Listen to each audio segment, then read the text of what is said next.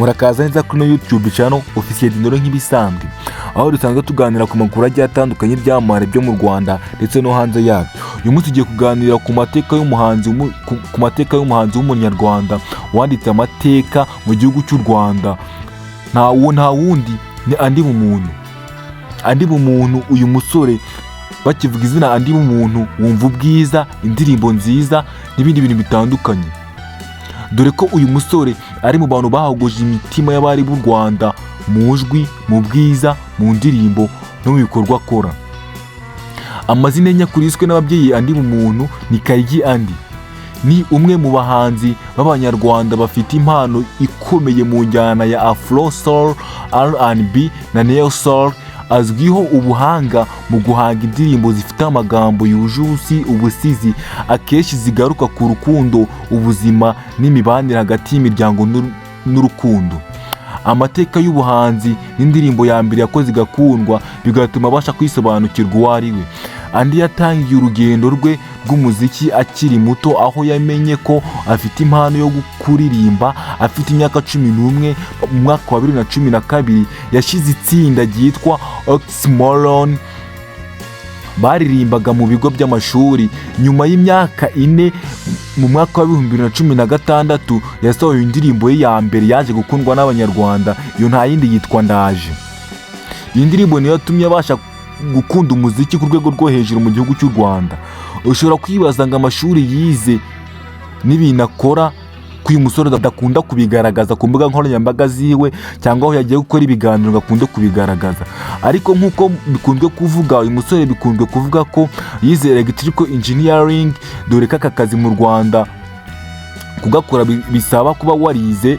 Uyu musore birumvikana amashuri yize arahagije, nubwo yava mu muziki hari akandi kazi afite ku ruhande kamutunga.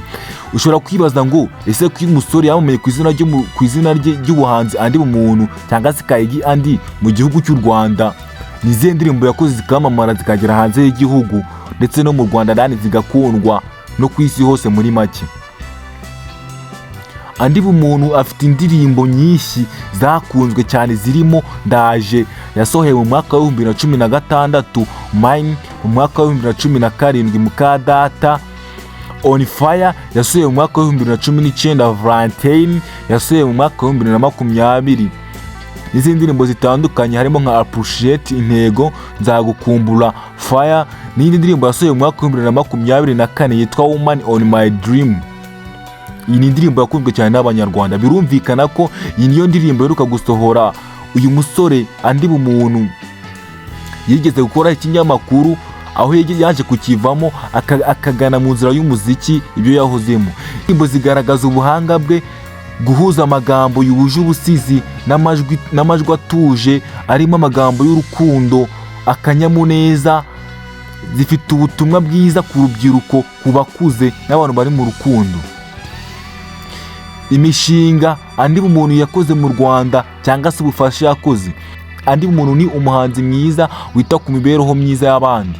Mu mwaka wa 2014 yatangije umushinga witwa Bumuntu Initiative, ugamije gufasha abana b'abakobwa batishoboye kubona amafaranga y'ishuri. Kugeza ubu uyu mushinga umaze gufasha abana batari bakeya, basaga abana 14 kwiga, abenshi muri bo barangije amashuri. Uyu mugabo ntitwasuza tutababwiye ibindi bintu bikorwa akora muri leta. Uyu musore arakaze mu gihugu cy'u Rwanda.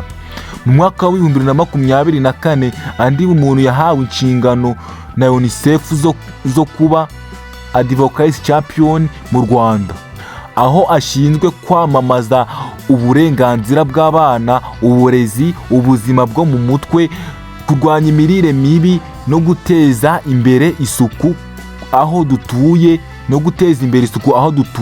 ku mubiri. Icyakora ni nka ya gahunda y'abanyarwanda, isuku n'isukura ku mubiri aho turi hose. Amakuru ku babyeyi be, uyu musore ntabwo ajya akunda kuyagaragaza mu bintu bya showbiz. Uyu musore akunda amahoro, kuganira, agaseka, dore ko aseka neza. Byahogoje abakobwa benshi mu Rwanda. Uramutse uvuze ngo uramutse uje ukabaza mu banyarwanda ati nubuye muhanzi mwiza ufite isura nziza, ijwi ryiza, indirimbo nziza, bakubwira nk'andi bumuntu. Niba hari byinshi wifuza kumenya ku bandi bumuntu utakubwiye muri ino video, wakandika muri komenti. Wowe wari uri aha ngaho usanzwe kuri YouTube channel warakoze sub, ndagushimiye. Wowe mushasha wiyunze kuri uyu muryango wo kujya tumenya amakuru y'ibyamare bigiye bitandukanye byo mu Rwanda ndetse no hanze yabyo, n'amateka yaranze igihugu cyacu ndetse n'andi mateka yaranze ibindi bihugu bigiye bitandukanye. Ndagushimiye kuza muri uyu muryango kuko hari byinshi tuzigezaho, amateka utaruzi uzayamenya.